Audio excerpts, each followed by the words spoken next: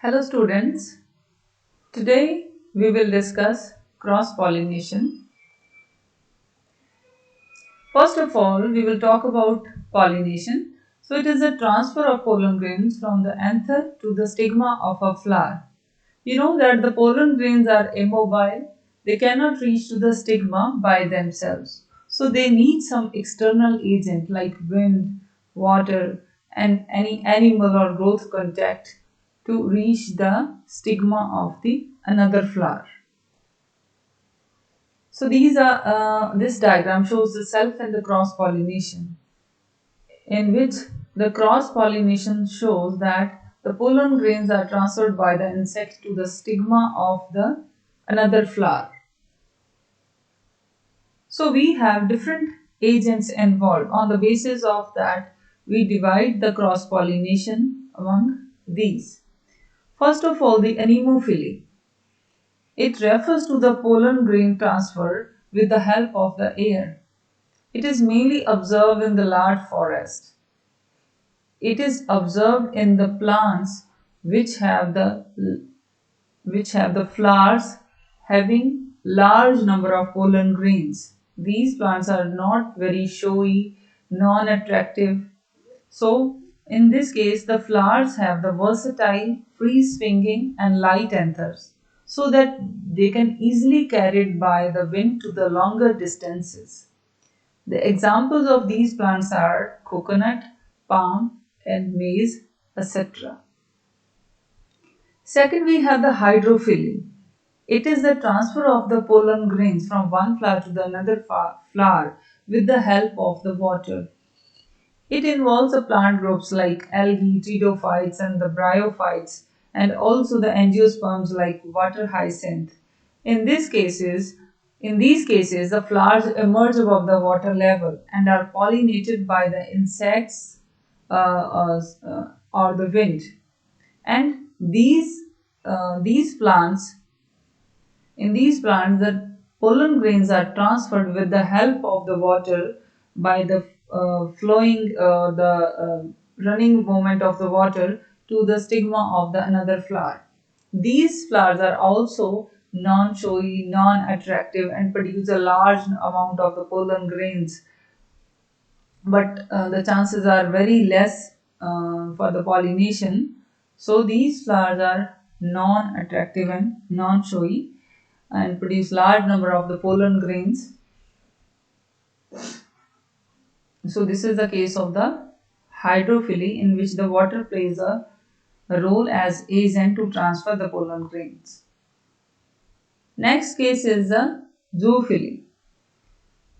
Zoophily involve the animals to help in the pollination.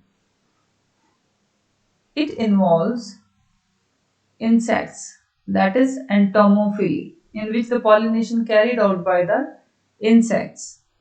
In this case, the insects, various different kind of the insects are involved, like many bees and flies. These are involved to transfer the pollen grains. Ornithophily, in which the pollination is carried out by the birds, like hummingbirds. When they take the nectar, they do the pollination. Next is the chiroterophily. In this case, the pollination is carried out by the bats. This is very rare. And the melecophily. In this, the transfer of the pollen grains happen by the ants. Ophiophyly. This is the transfer of pollen grains from one flower to the another flower with the help of the snakes. So all these cases of the zoophily are very common. In fact, major pollination is occurred by the zoophily. This is performed by the various insects and various other agents. So in case of the entomophily, where the insect perform the pollination, in this case, the flowers are large, scented, showy, very fragrant because they attract the insect toward them. Their color, they're red, yellow, blue. These colors attract the wasp and the bees and the insects to perform the pollination. Next is ornithophily. In this case as well, the flowers are very showy and these are nectar secreting. In this case, the very large amount of the nectar is produced to attract the insects, to attract the birds. Then, in case of the chiroterophily, in this case, the flowers are not very showy. These are non-centered, in fact. These have very dull colored flowers. But in this case, the nectar oozes out in the large amounts than the case of the ornithophily. So, same case in the malacophily, these flowers are also non-showy, non-scented, but these secrete the nectar which attract the ants toward it. In the Ophiophily, this is also the pollination shown performed by the snake. So these are also non-showy and non-scented. These are mainly the scented plants. The last one is a controlled pollination, which is performed by the human beings, in which they plan the pollination, in which they transfer the pollen grains of one flower to the another flower by their own desire. They they perform the breeding experiments with the help of that. Next, we have the contrivances to ensure cross pollination.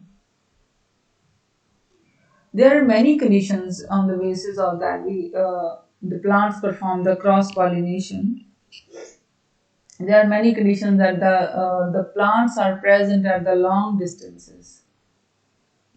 They are carried out by any external agent, and the pollen grains are immobile. They cannot reach the stigma of the another flower.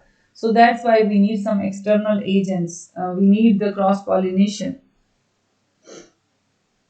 and also the we see that in case of the cross pollination, sometimes the plants show the self incompatibility. In some plants, they show the self incompatibility in which the pollen grains of same flower cannot pollinate it is not able to pollinate the stigma of the same flower or to the another flower of the same plant. So they are genetically incompatible. In that cases, the cross pollination is the best to suit. And sometimes the pollen grains and the stigma of the same flower does not mature at the same time.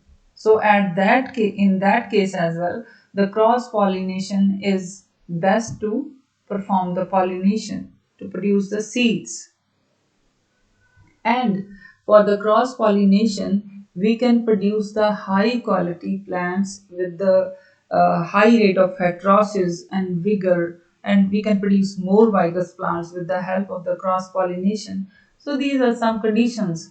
And advantages of the cross pollinations are, first is we already discussed that it produces the high quality seeds, and it shows the plant species show the high vigor and heterosis, and all the unisexual plants can be reproduced by this method of pollination. In fact, this is also one of the contrivances that in case of the unisexual flowers, this is the best method to perform the cross pollination. And in the cross pollination, genetic recombinants will be formed, so that can eliminate the recessive characters. They introduce the new variations, they introduce the evolution and the speciation. So these plants which perform the cross pollination have better adaptability to the changing environment. They show better immunity against the diseases. These cross pollinations, they introduce a gene variety within the species, which are very useful for the evolution and the speciation. Lastly, we will discuss the disadvantages of the cross pollination. You know that the large amount of the pollen grains least during the cross pollination, so it causes the excessive wastage of the pollen grains, and sometimes some people become allergic during the season of the release of the pollen grains. They because the pollen